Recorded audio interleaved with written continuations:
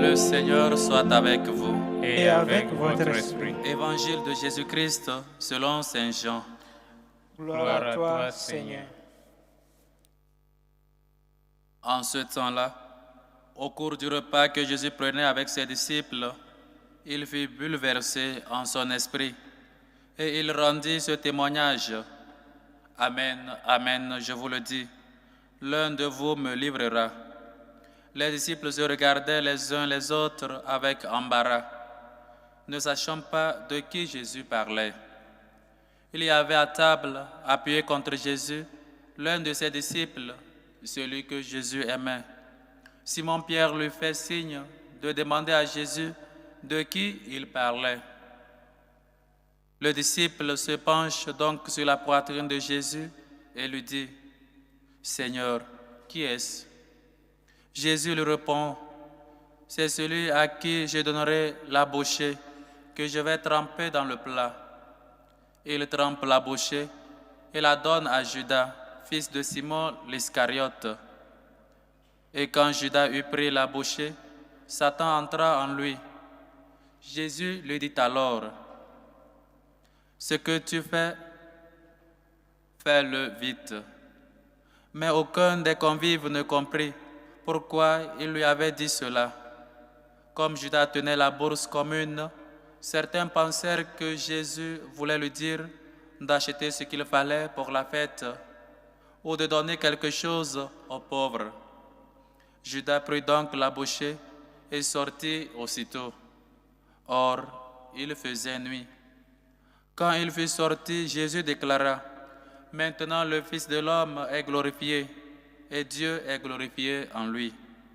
Si Dieu est glorifié en lui, Dieu aussi le glorifiera et il le glorifiera bientôt. Petits enfants, c'est pour peu de temps encore que je suis avec vous. Vous me cherchez et comme je l'ai dit aux Juifs, là où je vais, vous ne pouvez pas aller.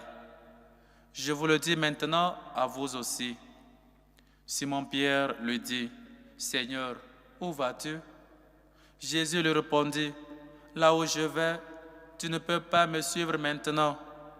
Tu me suivras plus tard. » Pierre lui dit, « Seigneur, pourquoi ne puis-je pas te suivre à présent?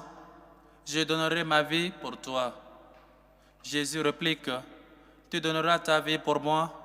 Amen, amen, je te le dis. Le coq ne chantera pas avant que tu m'aies renié 3 fois. »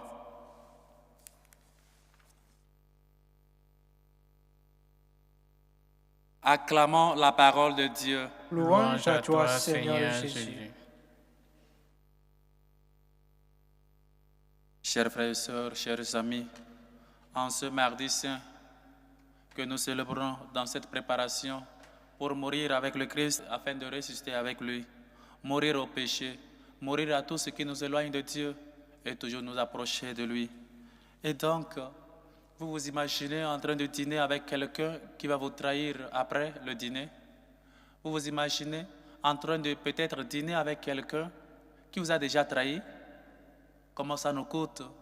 Comment on n'arrive même pas à voir la personne qui nous a trahis? On n'arrive même pas à le pardonner. Imaginez, on sait qu'il va nous trahir après et on est en train de dîner avec lui. Mais c'est ce qui est vraiment notre Dieu. Notre Dieu est toujours bonté, il est toujours miséricorde. Il nous connaît et il nous pardonne.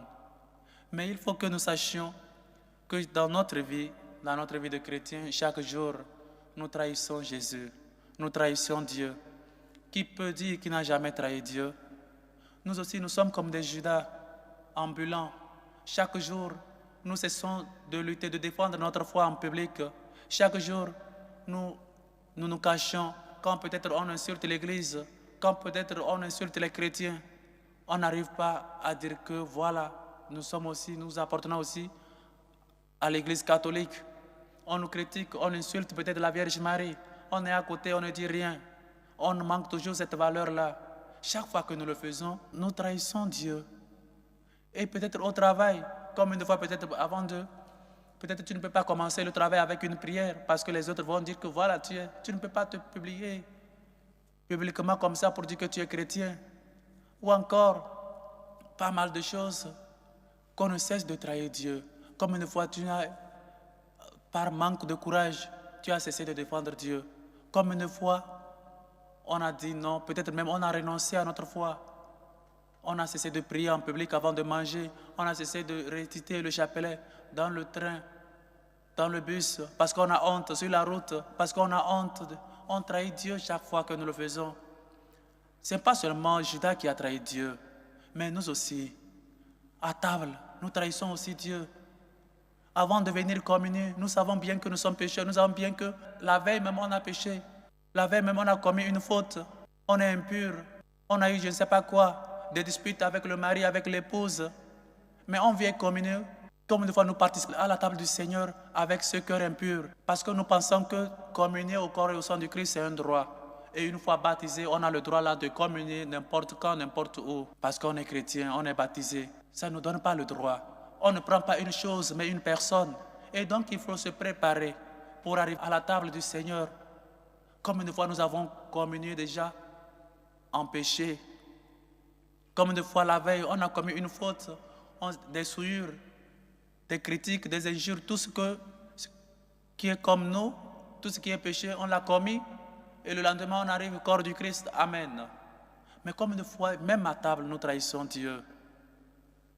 Donc, ce n'est pas seulement Judas seul. Nous sommes des Judas ambulants. Et donc, il faut qu'on se ressaisisse, qu'on revienne vraiment vers Dieu. Et comme je le disais avant, j'espère que ce temps de carême nous a aidés pour revenir à Dieu. Nous sommes, chers frères et sœurs, ces personnes-là qui ne cessent de trahir Dieu, de toujours le vilipender, de toujours le vendre moins cher plus que Judas lui-même. Combien de fois nous avons renoncé à Dieu pour peut-être des simples choses? Combien de fois nous avons dit non à notre foi chrétienne et nous avons fait des choses que les autres font, que ce n'est pas un péché. Tu peux faire tout ce que tu veux, que ce n'est pas ta vie de débauche, ce n'est pas un péché. Ton infidélité, ce n'est pas un péché. Je ne sais pas quoi encore, ce n'est pas un péché. La corruption, le vol, ce n'est pas un péché. Tu peux venir communier au corps et au sang de Christ. Tu es baptisé, donc tu as le droit. Combien de fois nous trahissons Dieu?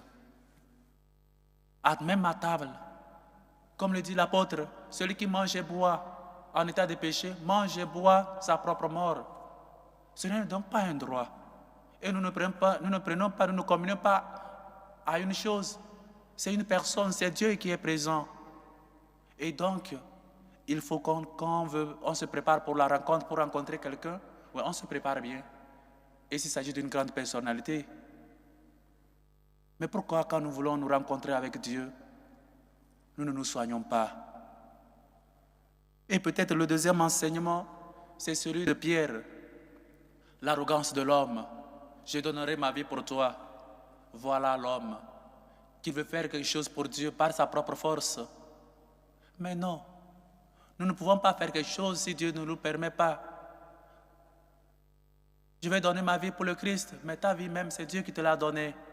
Et donc, chers frères et sœurs, il faut qu'on sache mettre notre confiance en Dieu. C'est vrai, Pierre avait une bonne intention de mourir pour le Christ, mais il faut que nous mettions notre confiance seulement en Dieu. C'est lui notre force, c'est lui notre refuge. On ne peut pas se compter sur ses propres forces pour faire quelque chose à Dieu. Tout ce que nous avons, c'est lui qui nous a donné. Tout ce que nous sommes, c'est lui qui nous a fait. Qu'est-ce que donc tu peux donner à Dieu? Qu'est-ce que tu as, le Seigneur ne t'a pas donné? L'arrogance de l'homme. Je vais faire quelque chose pour toi. Rien ne peut m'arracher de la main de Dieu, comme nous le chantons. Ouais, mais quand la maladie arrive, cela t'arrache de Dieu. C'est maintenant que tu cherches la solution hors de Dieu. C'est maintenant que tu cherches des guérisseurs, des gens qui t'indiquent que les autres, les guérisseurs, qu'eux-mêmes ils n'arrivent pas à se soigner. La solution, la vraie solution, c'est Dieu. Il faut donc qu'on sache mettre notre confiance en Dieu. Il faut donc qu'on sache mourir à notre égoïsme, mourir à notre arrogance, mourir à tout ce qui est en nous et qui nous fait dire « c'est moi ». Tu n'es rien sans Dieu. Je ne suis rien sans Dieu. Il faut que nous, hommes, nous chrétiens surtout, qu'on sache que tout ce que nous sommes, nous le sommes par la grâce de Dieu. Ce n'est pas par mérite. C'est lui qui nous a fait. Et donc, chers frères et sœurs, parfois aussi dans notre vie, on veut faire quelque chose pour Dieu.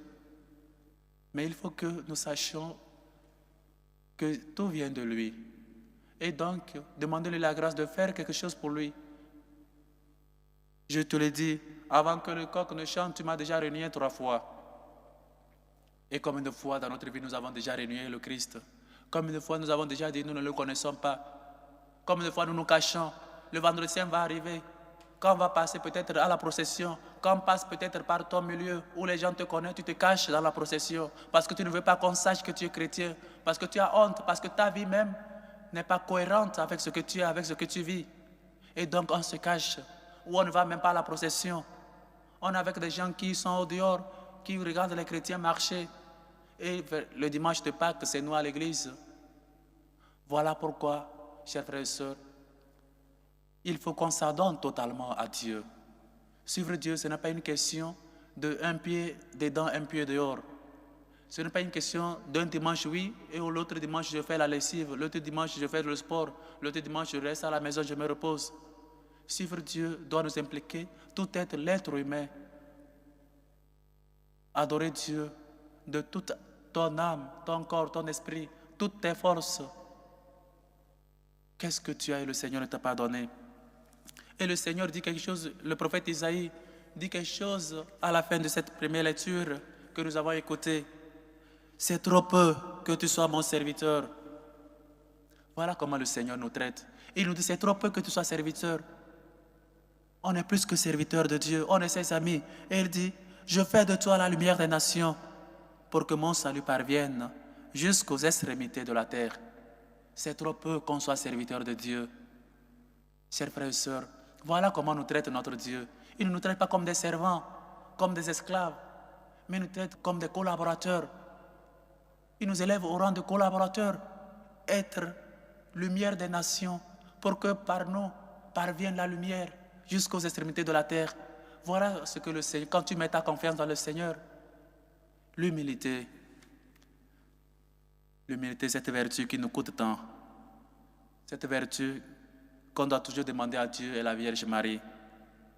L'humilité, Dieu est Dieu, mais il se fait homme pour que l'homme devienne Dieu. L'homme soit fils de Dieu. Et nous, l'arrogance, l'orgueil, se dire nous, c'est nous qui sommes telle chose, c'est nous qui avons fait telle chose, c'est nous qui sommes les premiers chrétiens, c'est nous qui sommes les quoi, je ne sais pas. Tu n'es rien sans Dieu. Dis-toi toi-même, tu n'es rien sans Dieu. Seigneur, je peux faire quelque chose pour toi. Je vais même mourir pour toi. Nos résolutions parfois de chaque jour, quand on est baptisé, ou quand on commence déjà, on rentre, on accepte la foi, c'est ce qu'on dit souvent. Maintenant que je suis chrétien, je vais faire tout. Mais après, les maladies, la mort d'un familier, des problèmes, pas mal de problèmes, manque de travail, manque de carte de séjour, manque de pas mal d'autres choses. On commence par douter de Dieu, parce qu'on pense que suivre Dieu, c'est la belle vie. C'est vrai, c'est la belle vie, mais il y a aussi des petites croix que nous ne portons même pas seuls, parce qu'il porte avec nous. Chers frères et sœurs, on a de la valeur devant les yeux, devant Dieu. Il faut donc qu'on mérite, il faut donc qu'on soit à la hauteur. Oui, j'ai de la valeur aux yeux du Seigneur. C'est mon Dieu qui est ma force. Que Dieu soit toujours notre force. Que Dieu nous aide toujours à ne jamais le trahir, à toujours mettre notre confiance en lui comme les enfants font toujours confiance à leur papa. Dieu est notre papa, Dieu est notre Père. Faisons-lui confiance. Seul Dieu suffit. Mettons-lui notre confiance et notre vie va rajeunir. Que le même nous aide et que sa miséricorde nous relève. Loué soit Jésus-Christ. À jamais.